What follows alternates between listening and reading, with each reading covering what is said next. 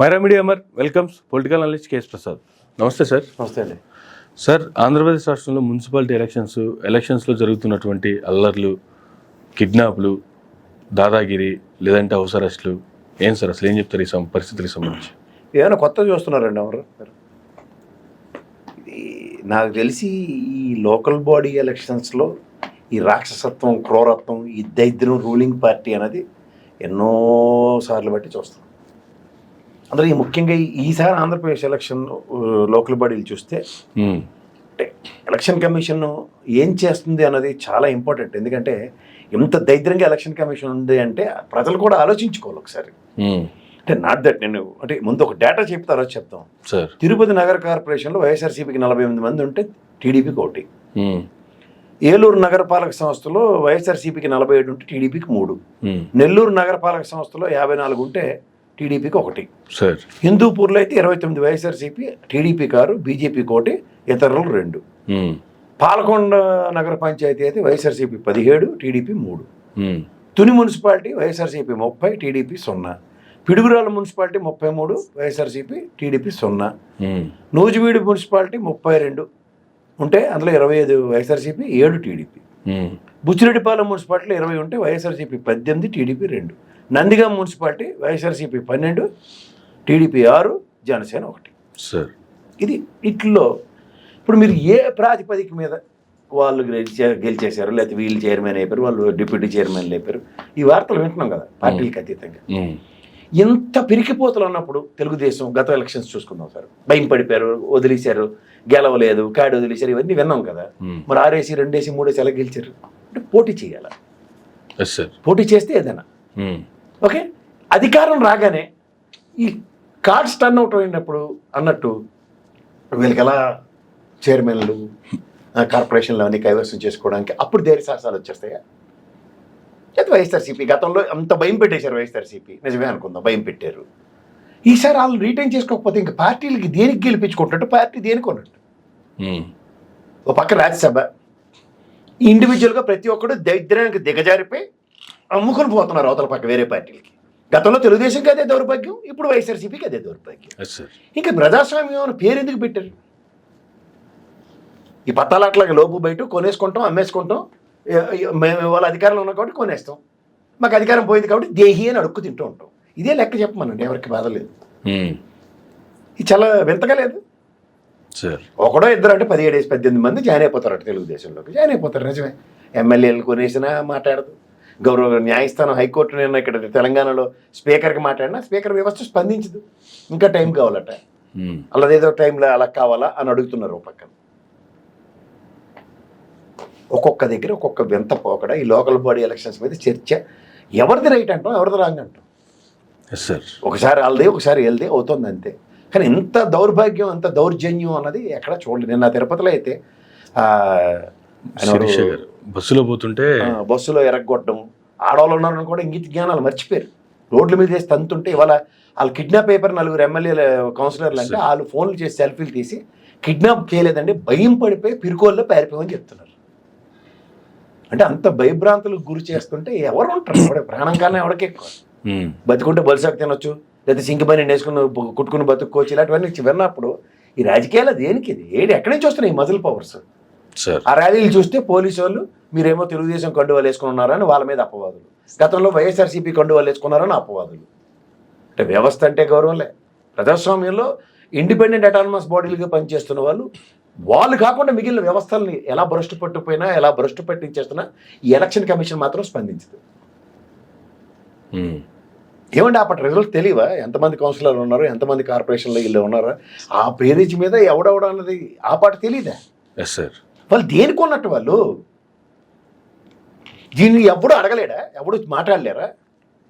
ఉదాహరణకి వీధిలో కౌన్సిలర్ని ఆడ కార్పొరేషన్ పరంగా తెలుగుదేశమే గెలిపించుకోవచ్చు, వైఎస్ఆర్సీపీ గెలిపించుకోవచ్చు, జనసేన గెలిపించుకోవచ్చు, లేదంటే మిమ్మల్ని ఉద్ధరిస్తారని బీజేపీని కూడా గెలిపించుకోవచ్చు మీరు. కానీ వాడు అటు పోతుంటే వీధిలో కోడి మేళలు ఇచ్చినట్టు ఎలా లేరు వాళ్ళకి? ఎవడరా మీకు ఏం దేని కోటేశ్వరా మీకు అని అట్లీస్ట్ ఆ పార్టీకి సంబంధించిన వాళ్ళు గౌరవాలు చేస్తే ఓ నిరసన అన్నది ఉండాలి కదా. ఆ నిరసనే లేకుండా విశ్లేషకుడుగా నేను కూర్చొని విశ్లేషించండి, ప్రజాస్వామ్యాన్ని పరిరక్షించాలి, ఎందుకు ఇది ఓకదంపుడు దిక్కుమాల ఉపన్యాసాలు? వ్యవస్థ స్పందించదు, అటానమస్ బాడీ మళ్ళీ ఎలక్షన్ కమిషన్ అవును. నిమ్మక నీరెత్తినట్టు కూర్చొని ఉంటున్నారు. వాళ్ళకి చలనం లేదు. ఈ వ్యవస్థను ఇలాగే ఇష్టం వచ్చినట్టు చేస్తున్నా సరే ఇటు తిప్పి అటు తిప్పి అమాయకంగా ఆ పోలీస్ డిపార్ట్మెంట్ని బ్లేమ్ చేయడానికి తప్ప వాళ్ళు ఏం చేస్తారు? Yes sir. బొమ్మన కరుణాకర్ రెడ్డి వాళ్ళ అబ్బాయి మన అభినయ్ రెడ్డి ఓడిపోయాడు కదా ఎమ్మెల్యే. Yes sir. పోలీస్ స్టేషన్లో బంధించారు కార్పొరేటర్, వెళ్ళి తీసుకుని వచ్చాడు. ఏం చెప్పాలా? ఏం చేస్తారు? దీని గురించి ఎంత తక్కువ మాడితే అంత బెటర్. సార్ వేస్ట్, చర్చించుకోవడం వేస్ట్. ప్రజలు ఇలాగా మౌనమునిలాగాను గాలి గుంపటాల్లో ప్రజలు ఉన్నంతకాలం ప్రజాస్వామ్యాన్ని ఇలాగే కొని చేస్తూ ఉంటారు రాజకీయ పార్టీలు. మనం ఏం చేయలేం అని మీరు అనుకున్నంతకాలం వాళ్ళు ఇష్టం వచ్చింది చేస్తూనే ఉంటారు. మనం ఏం చేయలేమన్న భ్రమ వేడండి. మీ స్ట్రెంత్ మీ నియోజకవర్గం, మీ కార్పొరేటర్ వాడు మీ టెరిటరీలో వాడు తెలుగుదేశం కోటేసామా, ఇందాక చెప్పినట్టు జనసేన, బీజేపీయా, లేకపోతే వైఎస్ఆర్సీపీయా, గొడవలు స్టార్ట్ చేయండి. వాడికి ఎవడిస్తున్నాడు డిస్క్రిప్షన్? మీ మనోభావాలు గాయపరిచే హక్కు వాడు ఎవరికి ఇస్తున్నాడు? ఈ గొడవలతో ఇంకోసారి ఒళ్ళు దగ్గర పెట్టుకుని ఉంటారు ఎవడన్నా.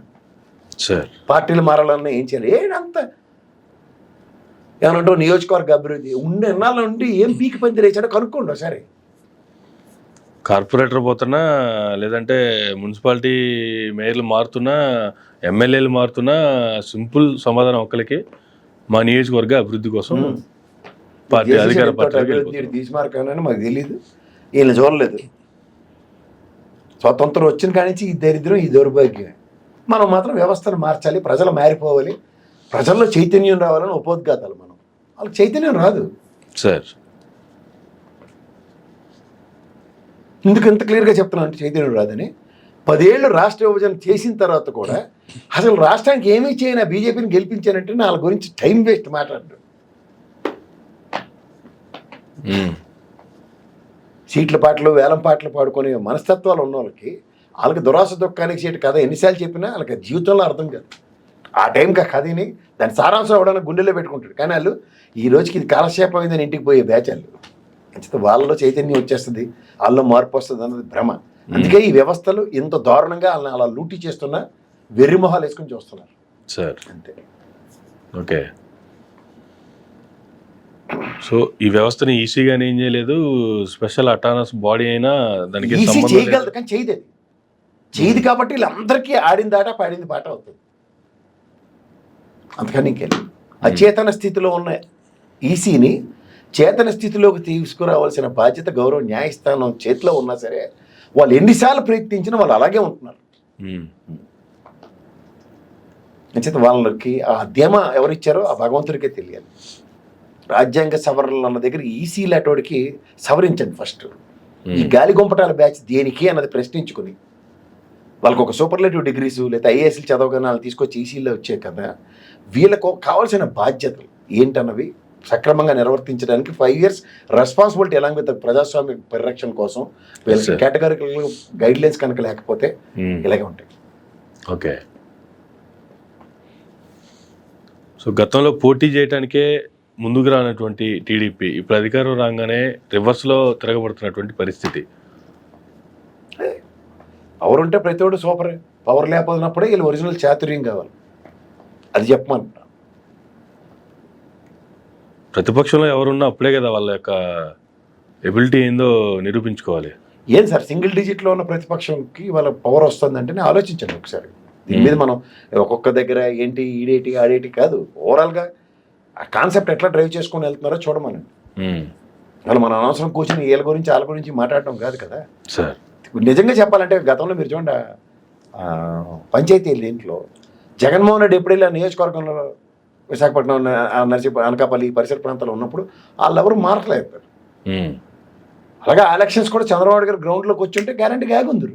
ఇప్పుడు కూడా జగన్మోహన్ రెడ్డి మించిపోయింది లేదు. కార్పొరేషన్లు గట్టి తిరిగి ఉంటే ఎవరికి ధైర్యం వస్తుంది? సార్ అవేవి జరగనప్పుడు ఇలాగే ఉంటాయి సార్.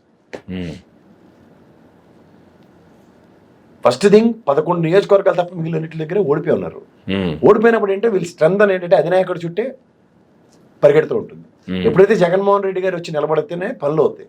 అది నిలబడలేదు కాబట్టి ఇలాగ గాలి గోపటం ఎవరమే తప్ప ఇంకేం లేదు. ఓకే అంతే. గతంలో 23 స్థానాలకు పరిమితమైన చంద్రబాబు గారు ఇదే పని చేశారు. ఇప్పుడు జగన్మోహన్ రెడ్డి అదే పని చేశారు. వీళ్ళిద్దరిలోనూ పెనుమార్పు ఎలా రావాలంటే ప్రతి దగ్గర పరిరక్షణ అనేది చాలా ఇంపార్టెంట్. లోకల్గా ఉన్న లీడర్లని వాళ్ళని స్ట్రెంథన్ చేసుకుంటూ, ఇప్పుడు నిన్న వినయ్ రెడ్డి పరిగెట్టిన విధానం చూస్తే నాకు నిజంగా అనిపించింది, one should stand like that అని. ఆబ్వియస్లీ అది అందరి దగ్గర అలా జరిగింది అనుకోండి, గ్యారంటీగా ఉంటుంది. నిజంగా కొన్ని కార్పొరేషన్స్లో అయితే ర్యాలీలు తీసుకుని వెళ్ళారు ప్రజలు. అవన్నీ చూసిన తర్వాత అనుకున్నాను ఏదో ఎస్ ఎక్కడో దగ్గర అని, కానీ బట్ నో, ఈల్డింగ్ అన్నది ఎప్పుడైతే ఉంటుందో దాంట్లో వాళ్ళు అడ్వాంటేజ్ తీసుకుంటారు రూలింగ్ పార్టీస్. ఆ అడ్వాంటేజ్ తీసుకునే దగ్గర పరిరక్షణకి ఎలక్షన్ కమిషనర్ రావాలి. అది రానప్పుడు ఎవరు ఏం చేయలేరు. ఇప్పుడు గతంలో నామినేషన్లు వేయకుండా వాళ్ళు నిలువరించారు, నెక్స్ట్ అక్కడ యునానిమస్గా గెలిచేశారు, ఇవన్నీ మనం చర్చించుకున్నాం. అప్పుడు కూడా ఎలక్షన్ కమిషన్ దేబ్జే అలా కుల సంఘాల మీటింగ్ల మీద కొన్న శ్రద్ధ అతనికి ఖచ్చితంగా ఆ రోజున ఏమన్నాడు, ఎలక్షన్ అయిపోయిన తర్వాత ఏమీ అవ్వలేదని చెప్పాడు నిమ్మగడ్డ రమేష్. ఎట్లా అంతంత గరావులు అంతంత ధర్నాలు జరిగి వాళ్ళ నామినేషన్ కూడా వేయకుండా ఉన్న దగ్గర బ్రహ్మాండంగా జరిగింది ఎలక్షన్, అసలు ఏమి అవాంఛనీయ ఘటనలు జరగలేదని చెప్తే ఇంక దేనికి అంటే ఆ వ్యవస్థలో ఉన్నవాడికి భయం. వాళ్ళకి ఏదో వెనకాతల్లో ఒక పొలిటికల్ ప్రెజర్స్కి ఈల్డే ఉంటున్నారు వాళ్ళు, అది తెలుసుకోమండి ప్రజల్ని. అప్పుడు లేనప్పుడు ఇప్పుడు ఈ ఎలక్షన్ కమిషన్ కూడా అదే విధంగా మాట్లాడితే ఎవరేం చేస్తారు? ఇప్పుడు అంతే ఏం లేదు, వాళ్ళు మారిపోయారండి, వాళ్ళు ఏం చేస్తాం మనం, వాళ్ళకి మారే హక్కు ఉంది, స్వేచ్ఛ ఉంది, రాజ్యాంగం కల్పించిందని మాట్లాడతారు. ఏముంది విప్ అంటే ఏంటో, బీఫామ్లు ఏంటో, వీటి మీదే మాట్లాడరు. ఏది కావాలంటే దాని గురించే కదా మాట్లాడుకోవాలి, అంతే. వాళ్ళకి అనుగుణంగానే మాట్లాడతారు. మన చీఫ్ ఎలక్షన్ కమిషనర్ గారు చూసారు వార్నింగ్లు ఎలా ఇచ్చారు? ఈసారి ఎవడబడతాడు ఎలక్షన్ కమిషన్ మాట్లాడితే మర్యాదగా ఉండదు, నేను చూడవలసింది చూస్తాం. చూడండి, నిన్న పార్లమెంట్ హౌస్లో రాహుల్ గాంధీ గారే మాట్లాడారు. ఏంది ఈ ప్రొసీజరు? మీరు మళ్ళీ అమిత్ షా గారు, నరేంద్ర మోడీ గారు కూడా వస్తారు ఆయనతో మీటింగ్కి, మా మాటలు వాళ్ళు ఇంకేం వింటారని మాట్లాడారు డైరెక్ట్గా ఫ్లోర్ ఆఫ్ ద హౌస్లో పార్లమెంట్లో. ఇవన్నీ గమనించమనండి. సార్, మరొక అంశానికి సంబంధించి చూసుకుంటే రాష్ట్రంలో రకరకాల ఎమ్మెల్యే క్యాండిడేట్స్ కావచ్చు, ఎంపీ క్యాండిడేట్స్ కావచ్చు, పార్టీలు మారుతున్నటువంటి తరుణంలో రీసెంట్గా కేతిరెడ్డి వెంకటరామరెడ్డి గారు పార్టీ మారబోతున్నారు, లేదంటే రాజకీయాలకు దూరం కాబోతున్నారు అనేటువంటి వార్తలు వస్తున్నాయి. ఆయన పెడుతున్న ప్రెస్ మీట్లో సారాంశం కావచ్చు, వస్తున్న వార్తలు కావచ్చు, ఎట్లా చూడాలి సార్ అసలు? అంటే ఎవరైనా సరే ఏం మాట్లాడారన్నది వినకుండా వీళ్ళకి నచ్చిన టీ వడకొట్టిన మడ్డి తీసుకుని పోతున్నారు. సింపుల్గా చెప్పాలంటే ఆయన చిరంజీవి గారి గురించి, పవన్ కళ్యాణ్ గారి గురించి ప్రస్తావించారు. అవును. And apart from that Jaganmohan Reddy గారి యొక్క డైమెన్షన్స్ గురించి ఆయన ఎలాబొరేటెడ్గా మాట్లాడారు. జగన్మోహన్ రెడ్డి గారు ఆ విధంగా ఉండబట్టే మేము ఆయనతో ప్రభావితమై ముందుకెళ్తున్నాను అన్న కోణంలో ఆయన మాట్లాడాడు. అది గ్రహించకుండా ఏది పడితే అది మాట్లాడు. ఆయన పైపచ్చు ఆయన ఓడిపోయిన ఓట్లు ఎన్నో తెలుసా సార్? చాలా మైన్యూట్ డిఫరెన్స్తో ఆయన ఓడిపోయాడు. అవును సార్. పైపచ్చి బీజేపీ చేతిలో. అది ఏం జరిగిందో ఆ మాయబజార్ సినిమా ఆవిడకి అందరికీ తెలుసు, అది వేరే సంగతి, అది అనవసరమైన చర్చ. కానీ ఈ కేతిరెడ్డి గారు అనే వ్యక్తి యొక్క ఇండివిజువల్ క్యారెక్టరైజేషన్ చూసుకుంటే పొలిటిక్స్లో ఒక డిఫరెంట్ పంధాన్ని అడాప్ట్ చేసాడు అతను. ఆయన ఏంటంటే ప్రజల్లోకి నిరంతరం ఒక ప్రజానాయకుడిగా ఉండి కూడా ఒక తీవ్రమైన ఒడిదుడుకులను ఎదుర్కొన్నాడు ఆయన. పైపచ్చి అతను చాలా సెన్సిటివ్గా has put down some points. నేను ఎప్పుడు మాట్లాడుతున్న వాలంటరీ వ్యవస్థ వల్ల వచ్చిన ఉపద్రవం అతను రీడ్ చేయగలిగాడు. నేను ఎన్నిసార్లు ఆయనే ఎగ్జాంపుల్ చెప్పాను. సో ఇట్లాంటి సర్కమ్స్టాన్సెస్లో ఆయన చెప్పింది ఏంటంటే జగన్మోహన్ రెడ్డి అనే వ్యక్తి అబద్ధాలు ఆడు, ఆయన ఏమనుకున్నాడో అదే చేయడానికి, రాజకీయాలు చేయడానికి వచ్చాడు. ప్రజాక్షేమం, సంక్షేమం, ప్రజల్లోకి వెళ్ళి పాదయాత్ర త్రూగా ఆయనకి అవుట్కమ్ ఏదైతే డెరైవ్ అయ్యాడో దాని నుంచి ముందుకెళ్ళడానికి ఆయన ఒక పందా ఏర్పాటు చేసుకున్నాడు. ఆ మోడస్ ఆఫ్ ఆపరెండాకి ఎకష్టమైనోడే ముందుకెళ్తాడన్న కోణంలోనే ఆయన చెప్పాడు. Why I'm respecting Jaganmohan Reddy because is a leader and he standing like a wall. ఎందుకు? ఉదాహరణకి రైతులకి రుణమాఫీ పథకంలో తెలుగుదేశం అన్న దగ్గర ఇంకో 10 రూపాయలు ఆయన కూడా వేసేస్తానంటే ఒక పంద 67 స్థానాలకు కాకుండా గెలిచింది.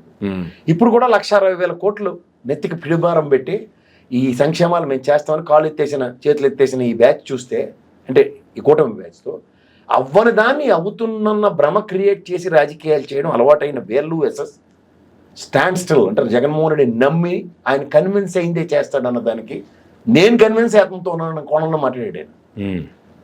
అది గ్రహించకుండా ఏది పడితే అది ఆపాదించి మాట్లాడితే చాలా సింపుల్గా చెప్పాడు. లీడర్ నేను నా ప్రాస్పెక్టివ్లో ఇలా ఉండాలనుకున్న వాడి దగ్గర నేను ఉంటాను అన్నదే దాని సారాంశం.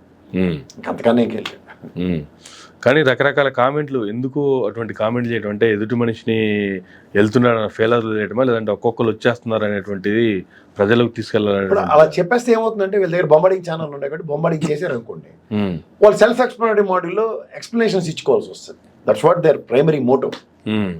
ఇదేమవుతుంది, అది ఎవడో దగ్గర అందులో ఈ చెవులు తినేసి బ్యాచ్ ఒకటి ఉంటారు కదా చుట్టూ, ఆ క్వార్టరీలో ఇంకొంచెం అడ్వాంటేజ్ క్రియేట్ అవుతుంది అన్నదానికి వీళ్ళు విపరీతంగా ట్రై చేస్తున్నారు. ఇప్పుడు విజయసాయిరెడ్డి గారు అనే వ్యక్తి ఎప్పుడైతే రాజీనామా చేసిన తర్వాత నేను లాస్ట్ స్పీచ్ కూడా ఇచ్చాడు, దానికన్నా ముందు ప్రొయాక్టివ్ మూవ్ ఎలా ఉంది, వ్యవసాయం చేస్తాడు అంటే షర్మిల చుట్టూ ఉన్న కలుపు తీయడానికి 3 గంటలు కలిసాడు ఆయన. ఏమవుతుంది, కలుపు తీసారు అనుకోండి చెట్టు బ్రహ్మాండం పెరుగుతుంది ఏపుగా, అంతే కదా, ఏపుగా పెరిగినంత కాలం ఎలా ఉందో తెలుసు కదా. అలా సో అట్లే అని చేత రాజకీయాల్లో కొన్ని మూవ్స్, కొన్ని పాచికలు కదుపుతున్నప్పుడు వాటి యొక్క తీవ్రతని గమనించండి. ఎప్పుడైతే తీవ్రత పెరుగుతుందో ఇంకా ఆయన చుట్టూ ఉన్న పజిల్స్ అన్నిటిని ఇంకొంచెం కాంప్లికేట్ చేయడానికి కేతిరెడ్డి గారిని ఇలాంటి వాళ్ళని అంటే కమిటెడ్ పీపుల్ మీద కూడా బోర్ చేసి ఇప్పుడు నెక్స్ట్ శ్రీకాంత్ రెడ్డి గారి మీద వేస్తారు దుకాణం, ఎందుకంటే దేర్ ఆల్ కమిటెడ్ సోల్స్. అలాగే కొడాలని సైలెంట్గా ఉన్నాడు కదా, దాని మీద వేస్తారు ఒక గోళీలు. సో ఈ వీటిలన్నిటితో ఏమవుతాయి, అన్నశ్రీ చర్చ. అసలు ఆయన మాట్లాడిన చర్చ పక్కన పెట్టి అనవసరమైన దాన్ని చర్చ చేస్తే మాట్లాడి పక్క వెళ్ళిపోతాయి ఆటోమేటిక్గా. ఇంకోటి హైలైట్, చిరంజీవి గారిని ఆయన ఎంత జాగ్రత్తగా ఎంత హ్యాండిల్ చేసిన విధానం దాన్ని మొత్తాన్ని పక్కకి తీసిపోయి ఈయన పార్టీ మారిపోతున్నాడు అనేది మాత్రం హైలైట్ చేస్తారు. ఇప్పుడు ఇంకోటి మీరు ఇందులో గమనించండి, ఎప్పుడైతే అనవసరమైన చర్చలతో కాలక్షేపం చేస్తున్న ఈ 7 నెలల ప్రస్థానం కనుక చూసుకుంటే కూటమిది సార్ అంటే పంచవర్ష ప్రణాళిక వెళ్ళాక మొత్తం మిగిలిన టైం అంతా పాస్ చేయడానికి కిల్ చేయడానికి ఉన్నారు వాళ్ళు. సో దీన్ని అప్పుడు ఏం చేయాలి, రాజకీయ క్షేత్రంలో స్ట్రాటజీస్ చాలా ఇంపార్టెంట్. ఓకే, ఇప్పుడు మీకు ఈ తపేలా ఛానల్లో ఇవాళ పొద్దున్న న్యూస్లు మీరు ఫాలో అవ్వగలిగితే సింపుల్ లాజిక్ చెప్తారు. సార్ రైతుల తరఫున వైఎస్ఆర్సీపీ ఉద్యమం చేసింది, అలాగే కరెంటు ఛార్జీలు ట్రోప్ ఛార్జీలు బాధిన దాని మీద ప్రజా ప్రతిస్పందన ఎలా ఉందో చూశారు వాళ్ళు. చూసి ఈ ఛానల్ కవర్ చేయకపోతే ఏమవుతుంది, అది వార్త కాదు కదా వాళ్ళ ప్రాస్పెక్టివ్లో. కానీ ప్రజలతో వీళ్ళు మమేక్యం ఉన్నదాన్ని కూడా వీళ్ళు ప్రజలు లేరని చెప్పడంలో వెళ్తాం. ఓకే, ఆ సక్సెస్ చూస్తాం. ఇవాళ 5వ తారీఖు 12కి పోస్ట్ పోన్ చేశారు, 12వ తారీఖు పోస్ట్ పోన్ చేసిన దాన్ని కూడా అవహేళన చేసుకునే కార్యక్రమంలో ఉన్నారు. కానీ కాలు చేయకూడదు ఇప్పుడు, ఎందుకంటే ఈ ఎలక్షన్లు ఉన్నాయి, ఎలక్షన్ కోడ్ ఉంది. ఈ ఎలక్షన్ కార్యక్రమం వల్ల దానికేమైనా డిస్టర్బెన్స్ క్రియేట్ అవ్వచ్చు కదా. ఇవేవి మాట్లాడినప్పుడు నేను మన వైజాగ్ వెళ్ళాను, ఎలక్షన్ కోడ్ ఉందన్న విషయం కూడా 190 మంది తెలియదు అక్కడ. అది అంత మేధా సంపత్తితో పనిచేస్తున్నారు. ఇవన్నీ గమనించి రాబోయే రోజుల్లో ఏం జరుగుతుంది అన్నదానికి ఇంకో 4 ఏళ్ళు వెయిట్ చేయవలసింది. ఎలక్షన్ వస్తుంది, మళ్ళీ వీళ్ళు ఇలాగే చీట్లపాట వేలంపాట పెడితే ఎవరిని పాడుకుంటారో వాళ్ళ ఇష్టం. అంతకానికి right sir, thank you sir, thank you very much అండి. ఇదండి ప్రసాద్ గారితో ఈనాటి ఇంటర్వ్యూ. మరొక ఇంటర్వ్యూ మళ్ళీ కలుద్దాం. చూస్తూనే ఉండండి మైరా మీడియా.